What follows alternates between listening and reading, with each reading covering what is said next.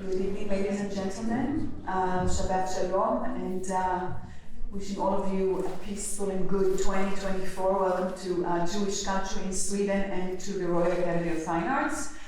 And we are so happy and so privileged to launch the season, the winter, spring 2025. I'm supposed to stand here, but I'm not going to do it because then I'm really becoming rude, so I'm going to stand here anyway. Sorry. I know they tell me to go there, but I'm not going to do it. Anyway, we are so happy and privileged to be able to launch this season with Emanuel Ax. This is unbelievable that we got this possibility that he is here with us. He came to Sweden on the occasion of the piano concerto that Anders Hillborgs composed here, the Ax concerto, which was performed yesterday and the evening before at Konserthus. So we, in Swedish, we would say vi fick honom på köpet. It was very generous of Manny to agree to come to us and to have a Shabbat talk with us. And so the conversation will be led by Camilla Lundberg, she's a journalist and a music critic. Anders Hillborgs, first appearance with us, star composer Anders Hillborgs.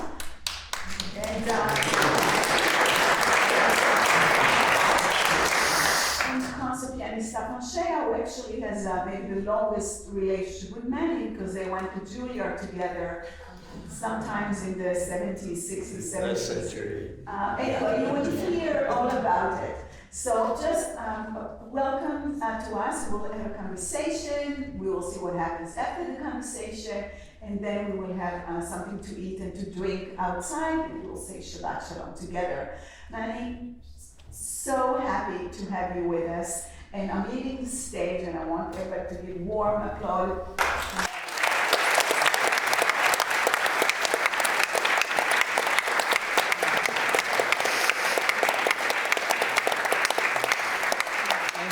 Thank you so much and good night. Okay, so Mr. Ax, I'm not supposed to say that. Manny is fine. Manny. Manny's fine. Yeah. Emanuel has become Manny. Yeah. And Manny Ax has become Max. The Max Concerto. How do you feel about that? Having your own Max Concerto? It's really nice. Yeah. Yeah, it's there's no minimum to it. It's lovely. Yeah, certainly not. No, I think the piece is just wonderful. I really loved working on it and loved working with Anders. That's also it's not always a given that the composer is a really nice person. I have a feeling that people who maybe worked with Beethoven didn't like him that much. You know? But it's great. It was great working with Anders, and I'm so pleased that the piece will get more performances. There are more things coming up this season and next. So it's really great. Yeah. You are going to perform it next month in New York, right? The New York Philharmonic. I should maybe add that any of you who has not had the privilege of hearing this concerto, I really feel sorry for you.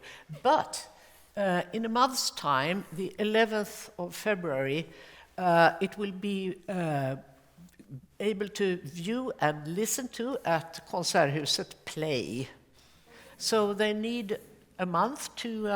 or 10 days even. They need a month to fix everything I did wrong, so that'll take some time. And once they get that done, they can put it up. Yes, you see, Manny has really suffered from this concerto. You can see his finger here, maybe. No.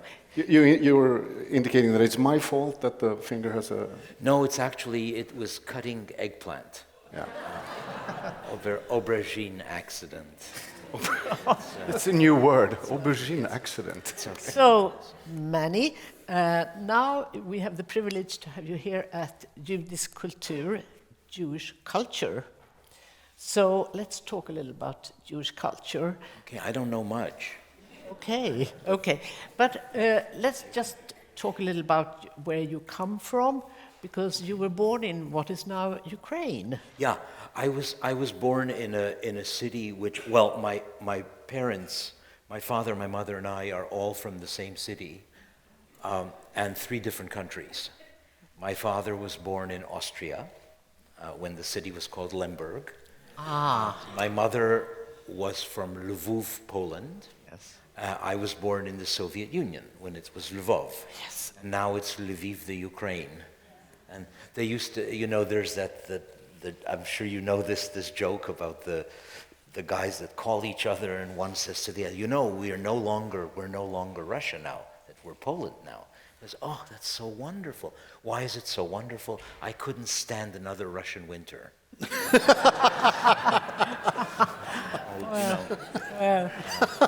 So all the borders changed around us, and I guess continue to.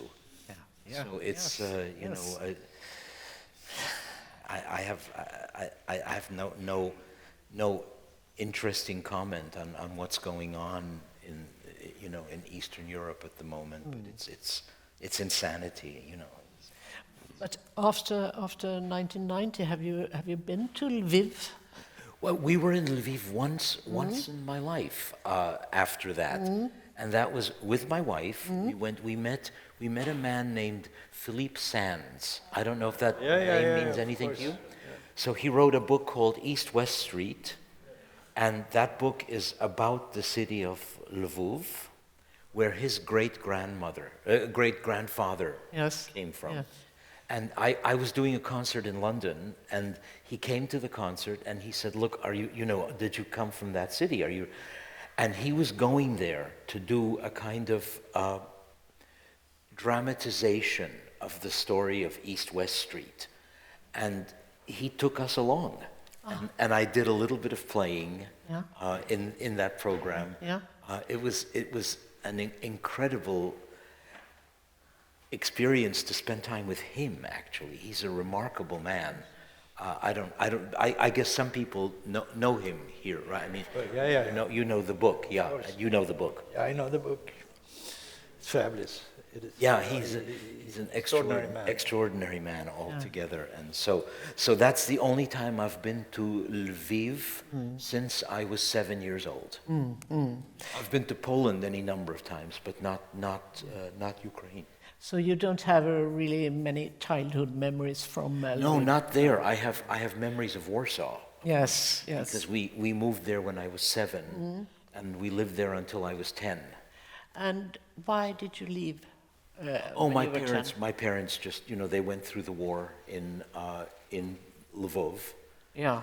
They both lost families, and they just wanted to get to the West, basically. So it had nothing to do with me especially. No. They've been trying to leave for a long time. Yeah. Did they experience anti-Semitism in Poland? Because, I mean, after all, there were pogroms. I'm sure they did. Yeah. Certainly no one came to our house to shoot anybody. No. But, I was a kid. I didn't know anything. But I'm sure they did, yeah. Yeah. Sure. So they And during the war, they that was obviously a dreadful time, and they survived, but how? They survived, and somehow made a life, which is a miracle considering all those people who survived the years until 1945. The fact that they could make a life after that is a testament to their, Yes. And your father played the piano. Was he a pianist? He didn't play the piano. No, he was an amateur singer. Oh, because I read somewhere that your first music teacher was your father. No, not really. I had a very nice teacher when I was 7. I liked him a lot. He was overweight like me, and he was very, very nice. Yes. But my dad loved music and heard especially all the great singers. He studied in Vienna in the 30s, so he heard all the big names. He heard Jussi Björling quite a number of times, I think. Anyway. But of course, I mean, there are a number of great pianists who have the same geographical background as you have. Yeah. And, like Rubinstein, for instance. Right. Yes. Lang Lang. Lang Lang. I wouldn't say that. Lots of No, lots of people. Rubinstein was born about 300 kilometers from where I was born. He was born in Łódź, Lodz, with the line through the L. Yes, yes, yes. Anyway, the family emigrated to Canada, I understand, and then you came to Juilliard School. Yes, where you met. Where I met Staffan. Yes, Yes, that's what yes. I'm aiming for. So, tell us. Well, I came to Juilliard actually because of a recording I did for RCA at the time. I don't know, does it still exist, this record company now? Yes, well, it's part of Sony. Okay. Yeah, it's all. I did a recording, I was 17, of Swedish music. And Garrick Olsson, a mutual friend of ours, fantastic pianist, Yes. gave this recording to a very legendary teacher at Juilliard, Rosina Levin. Who taught Van Cliburn. Yeah. Yeah. So that's. And one day I got a letter from Rosina Levin. I said, "Darling, I like your playing. I want you in my class." So no entrance examinations. Oh, you just came in? I Wow. yeah. Wow. So I told my parents, bye-bye, I'm leaving for New York now. And that's the beginning of that story. And growing up in a very secular home and coming to New York and meeting this fantastic, vibrant Jewish musical scene, it was like coming home. It was quite intimidating, but I felt very much at home. At the time, the end of the 60s now. Yeah. The end of the 60s. And there was a tremendous amount of talent around, of course, still is, but Isaac Stern at the helm, and it was called the Kosher Nostra, all the Jewish musicians. That's right. Yes. That's right. Yes. Yes. But you sort of discovered a kind of a Jewish identity. I felt very much at home, you know. yeah. Coming from this duck pond into New York and being able to listen to this guy and others. It's mostly the bagels, I would say. No, it was intimidating. It was a very, very learning experience. And I felt very much at home, also with the Jewish humor and the way. Which is not allowed anymore, right? No, for God's sake. It's identity politics. Yeah, but don't be very careful there. Yeah, but Manny, there is some serious aspect of that when you make that joke. I mean, it's not allowed anymore, the Jewish humor. We have this kind of identity, politics, and whatever. Yeah, or we're living in a time when it's one of the reasons people probably don't listen to politicians is because no politician can ever say anything that actually can be quoted as a, or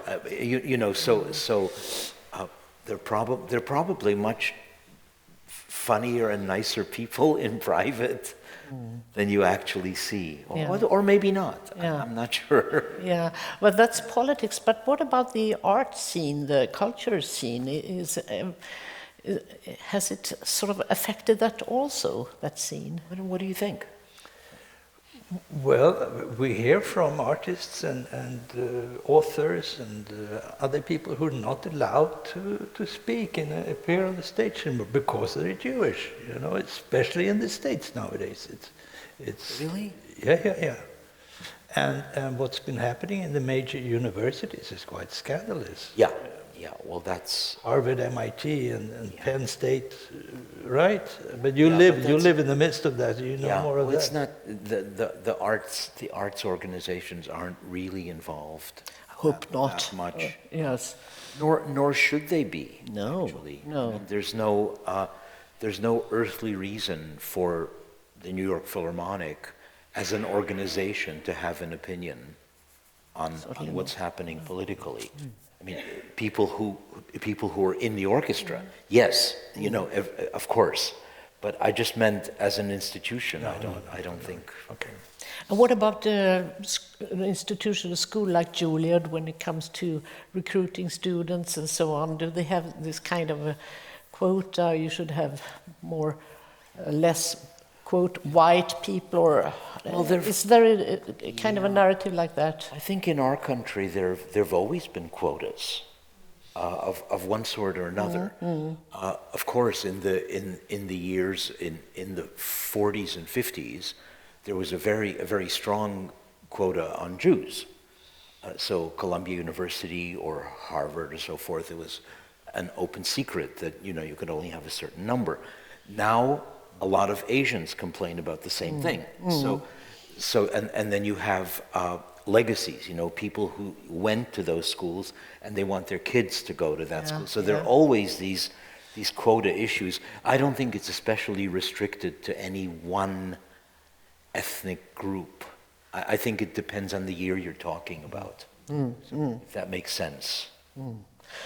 I think these days, at least in the Ivy League colleges, it's pretty much a matter of Asian quotas. More than, don't you think, Yoko? Am I?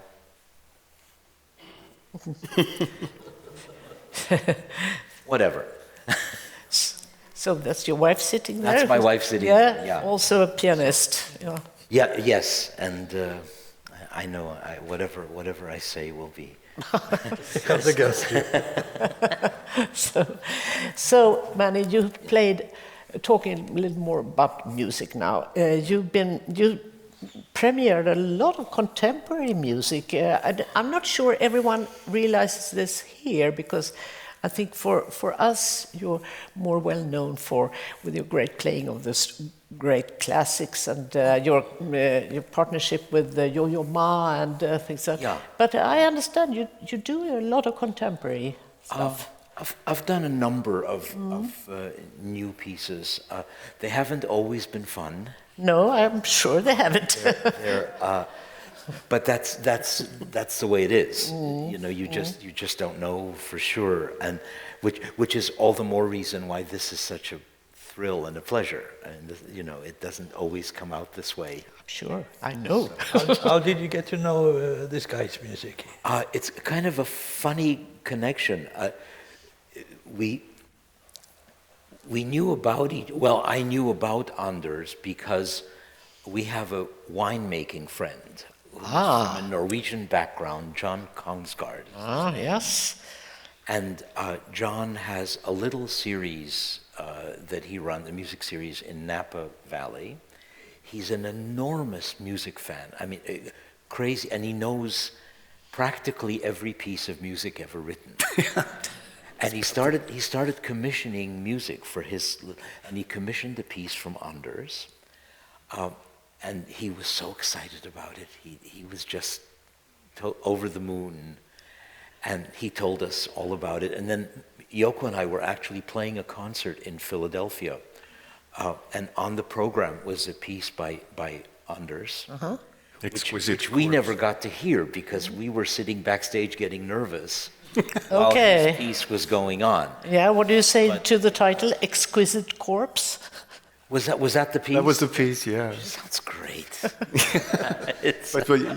I still haven't heard it. You soloists never hear the modern piece. We never hear the first piece. The modern piece is usually first. I think it was Zubin Mehta who called it car parking music. You put the new piece in the beginning so people can park their cars. Then comes Brahms. Well, in fact, but we did meet him and his brothers. Were over for the concert, and we had a wonderful time together. Yes, we did. And then I heard the piece that John commissioned, and then I heard the piece that's being done next week. Yeah. That was done by Ann-Sophie von Otter called Sirens. Yes. And I thought that was a wonderful piece. And then Yo-Yo and I were doing a series of concerts, and we thought we'd commission Anders to do a piece, and he said, fine. And Cello sonata? cello piano sonata, Okay. you know, which was also called the Max duo. Yeah. Which made sense. Ma Ax, actually. Yeah. That did make sense. And he sent the music, I guess maybe a couple of months before, about 2.5 months before, and it was like, it was all black. There were so many notes that I couldn't learn it in time. So I had to write a very bashful letter to Anders and say, I'm really sorry, but we're going to play a Brahms sonata instead. But I felt very, very relieved because, first of all, we made peace. Second of all, there were 2 other groups that were scheduled to play the piece, and both bailed out. So it was only done by the 3rd group, I think. Kind of a curse. The 4th group. Yeah, I thought but now it's played all the time, right? Yeah, now it's played all the time, but I thought it was cursed, and I thought finally, okay, it's surely a bad piece. This is good. It shouldn't be played. Anyway, but then finally, when the chance came, to do something with Anders, I said, yes, let's do it, and then I had plenty of time to practice, and Esa-Pekka Salonen, who conducted the premiere, is an old friend, and they'd done so much together. So it was a nice family family thing. He's also an old friend of yours. An old friend of mine, yeah. Yes. Yeah, I know him from, the 90 or 91, which is now a long time ago. It is. He was still a young man at the time. Yes, he didn't talk almost at all. No. He was very, very quiet in those days. Well, you can hear Esa-Pekka this coming week when there is this Hillborg festival, you could say, on Thursday and Friday in Berwaldhallen. Yeah. We should say it's a big year for Anders because it's his 70th birthday. Yes. So we should all happy birthday. Yeah, not yet. It's Is it coming? It's coming up. yeah, I'm still young. Oh, fine. yes. It's May, so Plenty of time. Yeah, yeah. So this concerto you're going to play it now in New York, and then what next? Next season we're going to do it in Cologne and Oslo, and I think Munich. That's all I know. But, Yeah. it's Great. it's superb to Yes. have you play them all. I mean, and the piece is growing with you. I so love this. and with any luck, it will be taken up by other people. Eventually, Played, yes. and played yes. in the future. So Yes. Long time. I hope. Well, whatever. But I mean, Yes. that's what one hopes for. Have you communicated a lot during the process, the composition process? Kind of, right? Yeah. Anders sent me pages at a time, and we talked a little bit. And some things I just, there are probably pianists who could have played everything he put down. I had to ask for a couple of changes because I just couldn't manage some things. But we straightened it out. I mean, it's written for you, so of course you should have your say. Well, I had to have my say. Yes. 'Cause I just- But I I can't do have it. to say that Manny is so nice. I mean, it was like something I'd written, and he asked me, "But do you think I could play this note in the left hand instead of the right hand that you've written? Is that okay?" And I said, "Well, you play with whichever hand you want. I don't care." So Well, you it was should- this level of discrepancies, you know. You should care. You should care. You should write it in the most Yes. logical way. We did communicate. You're right. And he was wonderful about everything and very helpful. And it was, yeah. After all, at your place there is a grand piano, so I suppose. Well, you're a pianist. Very bad pianist, but I played a lot when I was young, so I know the stuff. But one funny thing that's worth saying, because, I mean, you didn't intervene a lot. Some soloists do and ask, okay, do this and that. You didn't do that at all. But just a few weeks before the deadline... One spot, yeah. I mean, before this, it was after October, actually. No. Oh, okay, yeah. And because I had written the piece and the deadline was looming, and there was like 10 bars in the end where you didn't play. Oh, right. And I had thought about that. I said, no, this is not good. But I didn't get any ideas. I said, okay, deadline. So I sent it off. Then you called me and said, I don't think it's nice that I'm not playing until the very end. I said, shit, yeah, he's right. So then you got me going. So I did write it out until the end, which I'm very happy for. Yeah, well, good. You made that call, because otherwise I wouldn't have done it, and that wouldn't have been good. So. It's a beautiful ending, I must say. Yes, I it's really, wonderful. I think it's so subtle. And Well, this is about, I think we told Staffan also, it's about John Kongsgaard's wife, who passed away a few years ago. Wonderful, wonderful lady. All of us knew her. And this is kind of a, you know, an ascent of her, right? Yeah. It's a portrait of that. It's a kind of personal. beautiful. Yeah. I didn't know. Yeah. Well, no reason you should. But it's quite unusual for a piano concerto not to end with a splash. Right. It fades out very beautifully. Actually, these days, there are a lot of pieces that end soft. I think I'm going to ask next time to, you should write a loud ending. Okay, deal. Just Did we say also that John Kongsgaard commissioned the piece? I don't remember. right. I think we said that, but if we didn't, we should. So. But it was premiered by San Francisco Orchestra Right. Symphony, and there were rave reviews. I toyed with the idea to actually come to San Francisco because I was so curious about this concerto. But then I couldn't make it. But I was pleased to see. We came to you instead. Yes, thank you, thank you. And the reviews were really. You could feel that the critics, that they were sort of overwhelmed, because said, this is so irresistible. Like music has never been irresistible before. I don't know about that. Yeah, but I think I could name a few pieces that are irresistible. Yeah. what do you say to this concerto, Staffan? No, I was quite surprised, because I'm used to Anders writing more rhythmical, more driven, more that kind of energy. I've heard of it. He's a masterful orchestrator, of course. Yeah. The colors, and I love the fact that you're part of the orchestra sometimes, and then you come out in focus, and you go back into it again. So it's really kind of a chamber music piece in that sense. Yes. You're coming Yeah, in I out think there. I mean, that's very But much so.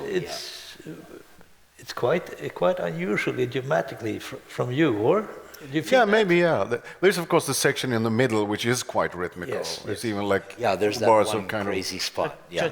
rock. Yeah.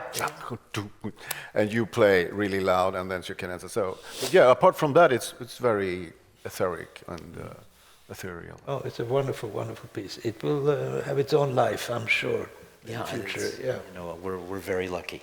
I suppose that I don't know you as a person, but I think that apart from having a sort of kind of a farewell to this lady at the end, I think you must have thought a lot about Manny, the man. Yes. Not only Manny, the pianist. No, but I always try to, when I write for a soloist, to tailor the piece for that person. Yeah. And that's not, that is intuitively. I listen to a lot of recordings, and of course I met many, and so I don't know if it's a portrait of you. I'm not suggesting it's a portrait of Manny. But No, not really, but still something that chimes with him, and I listen to I think there's a lot of pasta involved. pasta. Yeah. You got that aspect of things. Okay. Yes. Well, I listen to a lot of your Brahms and the lyrical aspects, Yes, of course, yes. and I think that had an influence of the writing, there's lots of lyricism. There are so many beautiful aspects, like when you play some separate spare notes, and there is a kind of a dripping coming from the orchestra. It's the echoes. Yeah, The echoes. which is fantastic. Yeah. Boing, boing, boing. yeah, I think that's almost Yes. It's a little like this has been said before about Anders' music, but Salvador Dali's floating clocks, the soft clocks, came to my mind. It's a great sound. Yeah, Yeah, it's a beautiful special. surrealism. Yeah, no, anyway, it's a wonderful piece. I highly recommend it Yes, yes. to everyone. And Staffan, do you feel tempted to? Yeah, are you going to learn it? Of course, he doesn't give me the score, though. I asked for it, Yeah.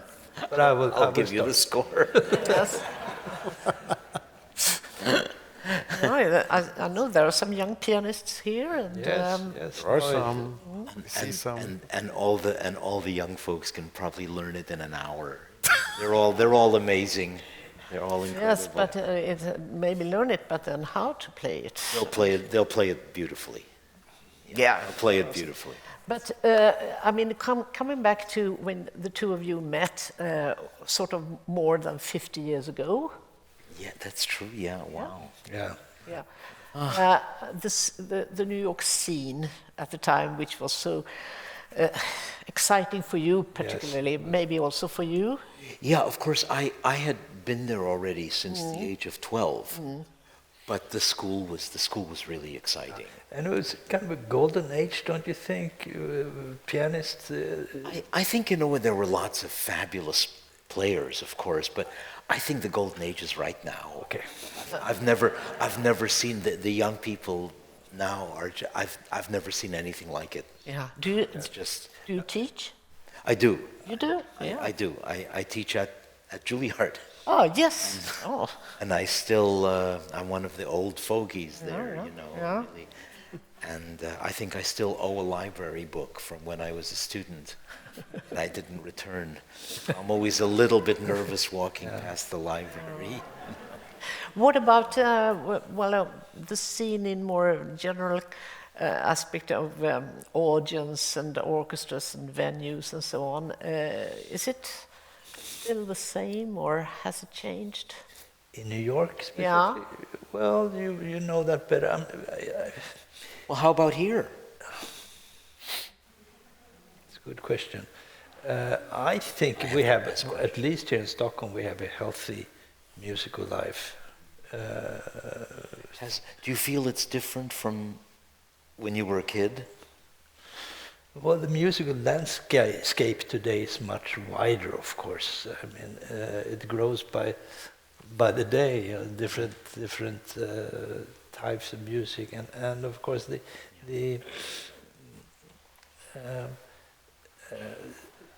to be drawn to classical music is not as natural as it used to be, maybe. Right. Let's put it that way. Yeah. And on the other hand, I mean, you can hear it on Spotify, or you can sort of bump into it. Yeah, but we're used to quick fixes nowadays. Also, Yes. Yeah. To get But let me tell you a little anecdote. 2 years ago, I think it was, or maybe 3 years ago, there was a Hillborg festival in London that BBC arranged. So it was a full Hillborg day with lots of concerts, and it ended with an orchestra concert with Martin Fröst playing the clarinet concerto. And next to me, there was a very young boy sitting, a black boy, who seemed a little awkward about it. Looked like he's never been in a concert hall before. And we started talking a little, and he told me he was from Lagos, Nigeria, and that he had been watching. He was now in London, and he had just entered, it was a Royal College or Royal Academy of Music, playing the clarinet. And he said, I'm so lucky coming here to play there. And he pointed to the orchestra. There's my teacher sitting there. And asked, how come? Because he was still a teenager. It's a long way to come from Lagos to London. Well, you see, I watched YouTube, and there was Martin Fröst playing the clarinet. Yeah, so he fell in love with Martin Fröst playing the clarinet. So we started playing, and now he made this. I was quite taken of this. And in the interval, Martin had played, and I saw him. I said, Martin, you must come and see this boy. So he did. And, Yeah, sure. yeah. So I mean, this can happen. Absolutely. Yeah, this is quite new. These role models, of course, are Yes. extremely important. Do you have any students like that who sort of fell in love with YouTube? Yeah, in a way, I have one that, you know, but I think, yeah, of course, there are people that fall in love that way. I think what Staffan was saying maybe was that the very notion of classical music is just changed. First of all, how do you can't even say contemporary music, you know, because what does that mean? There are umpteen worlds of contemporary music. What does classical music Well, exactly. mean? I mean, it hurts every time I say the word because I so hate it. By extension, classical music doesn't mean anything anymore. No. So Does Western art music, is that better? No, there is no good word. even that, because I mean, I guess the Beatles could be Western art music. Sure, that's According to my Hillborg, it is, Yeah, because well, I just meant, but that's probably healthy. Yeah. The one thing that we don't have, that music doesn't have, is the ability to compress time. You know, I think that's what you're talking about, Yes. because you can go to an art museum, you walk by a picture and say, I don't like this, and just walk by. If you go into a hall and Bruckner's Seventh Symphony starts, and you say, this is not for me, but you're going to be there for 65 minutes. It's too late. And it's a different kind of art form. Yeah. Yes. But I think yeah, you're right, and yeah, I wish everyone had the ability to appreciate that. When I listened to you guys 2 days ago, I was thinking there is nothing more beautiful than a full concert hall, symphony orchestra, a great soloist. This collective experience, It's precious. It's unbelievable, Yeah, and I wish everyone could appreciate that. You know. I just want to return to this word classical music. There is an article by the American writer Alex Ross, you know, a few years ago in the New Yorker, and the headline is, "I hate classical music." And of course then he explains, I hate the word because it puts an incredibly vivid art form in a closet 200 years ago because of the word. You know? And we can see at the concert last week, the headline is Mozart Jupiter Symphony. so silly. Maybe they sell tickets still I don't from think it. they do. But still, I mean, you are here. It's a new piece. I mean, so then everybody, so we have the marketing for the new music is kind of very bad. I had the opposite reaction. Really? I thought, yeah, this is great. The Jupiter Symphony still sells tickets. I thought that was, I love that. I thought that was, I don't love that. Yeah. I enjoyed Well, okay, yeah, that is I like still that going. a lot, you know. Well, It's but like, you know, da da da da. That's still, you know, it's Yeah, still. it is, of course. But there is another aspect to compressing time, and that's of course to make the music. I mean, today you just press something on the screen and it comes out music. But to become Anders, to become Manny, to become Staffan, it needs a lot of time. Yeah, but there's no, you know, there's no problem these days with the professional, with the performing side of music. Yeah. I mean, I think we have more talent than I've ever seen. Really. I think the problem is very much the other side of it. I see. You know, if you don't have an audience for all this performing talent, that's the. I think we're facing that much more than, you know, the number of fabulous pianists that exist in the world. It's never ending. Good to hear. So it's just, you know, that's not really an issue. Well, I saw somewhere that in China there are 50 million piano Yes. piano players. Yes, I think 45 or 50 million people studying the piano, and a lot of that's because of Lang Lang. Yeah, He's been phenomenal yeah. in getting people excited about the piano. Yeah, so you're going to have, if you've got 50 million people playing the piano, there are going to be gifted people from that group. Yuja Wang. Exactly. Yeah. Yuja, Langla. I mean, this is the tip of the iceberg. Of course. They're Of course.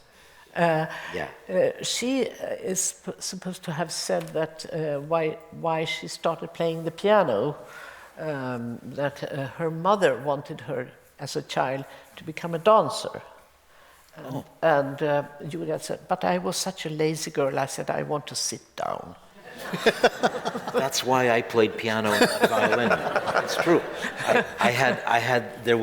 There was the idea of learning violin, but I said, no, I wanted to sit. Yes.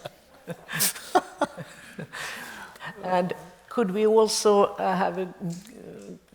expect that there will be good pianos about, good instruments? Oh, sure. Yes? Oh, yes. I mean, there are wonderful Steinways all over the place. Yes. And there are great pianos being made by Yamaha, Kawai, a few by Bösendorfer. It's only a few because they make very few. I found out this amazing fact. You probably know this. There's this piano company in Korea called Youngchang. I don't know if people know it, but they've done... Apparently, in 2 years, they made as many pianos as the entire history of Steinway. From like 1875 until the present. Could that be a 3D print? Pianos? Why not? Why not?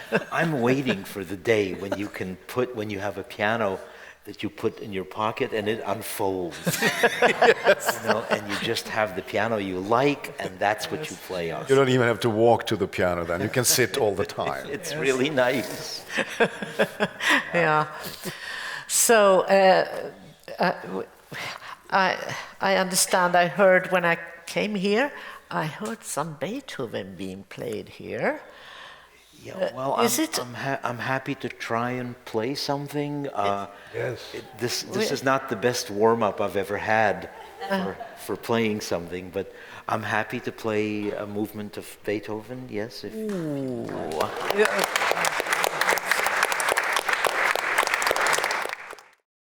Also a fine composer. Oh, such a beautiful interpretation. Oh, yes. Made it pathetic all new to me. That I hope not.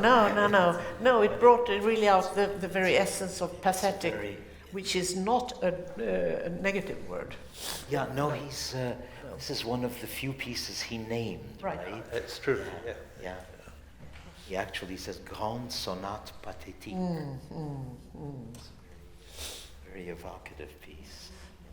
I'm sure you've played it many times, I'm sure. Yes.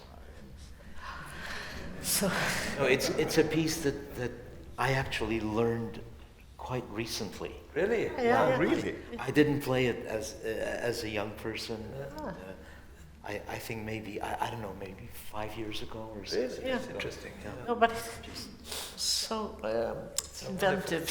It's very touching music. Yes. It is a slow movement, of course. Yeah. He had an amazing sense of time, don't you think? Among other things. Yeah, but I just mean his music never seems too short or too long. Oh. It just seems, in terms of timing, just right. And with repeats, whatever he puts in seems to be the right thing to do. Except maybe the gestures in the end of some of the symphonies, He's saying goodbye 1,000 times. Okay, yeah, we know. Yeah, we'll see each other. Really? Okay, it's over.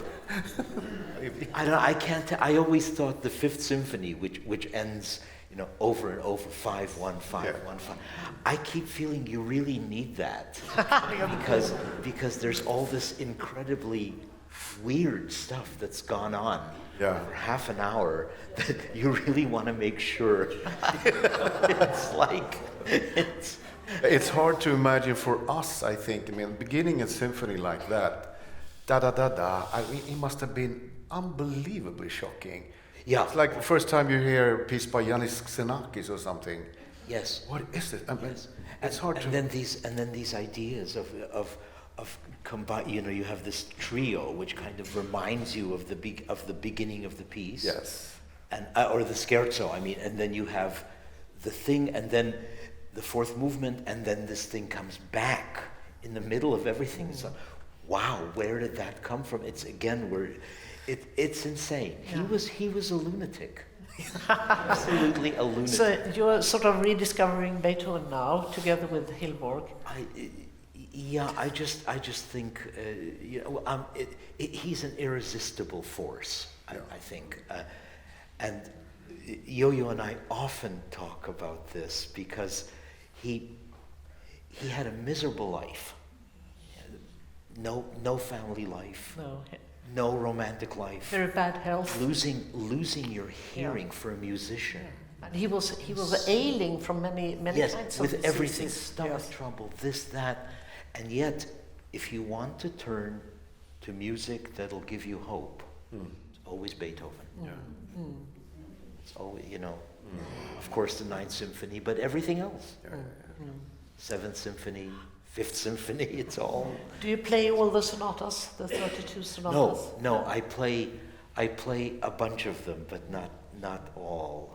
You're not that kind of, how should I say, there are some musicians who want to do the whole stuff all Well, the time. it's all a matter of talent, of ability. Yeah. I don't learn. We were talking about our friend Gary Golson. I always felt, when I learned a piece of a composer, he would learn all the works of that composer. So I'd learn a Brahms sonata, and he would learn all of Brahms. Yes. I'd learn a Schubert impromptu, he'd learn all of Schubert. He's one of these people. And there are Andras Schiff is another one who plays everything under the sun.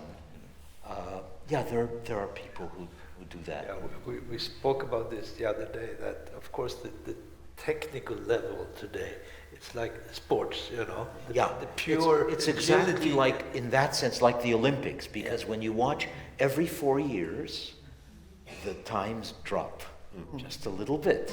Yes. I mean, we remember the days when to run the 100 meters under 10 seconds, you had to be a horse. Now you can't even get into the Olympics if you don't run it under 10 seconds. Yes. It's mad. Yes. And pianistically it's the same. And of course, that's because composers write more challenging music all the time. Yeah.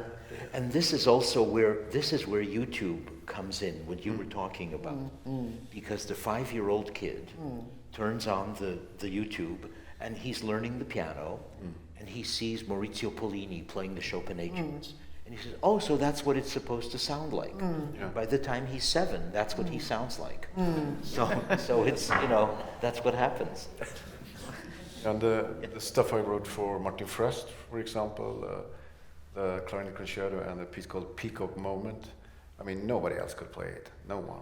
It's just him, yeah. And now, a lot of people can play. There were always people in music, in pianistic history, that could do everything. I mean, nobody's better than Vladimir Horowitz Or Leslie. or Michelangelo, or probably Liszt still would play. But the general level is it's phenomenal. When I teach, the only wrong notes I ever hear are my own. They don't play them. So many. Thank you so much It's a pleasure. joining us here at Julius Kultur. I hope I didn't talk too much. No, it was sheer joy having you here. And thank you so much for your pathétique. Oh, yeah. And thank you so much for the Max Concerto. Yeah, thank you, Anders. Yes. Yay!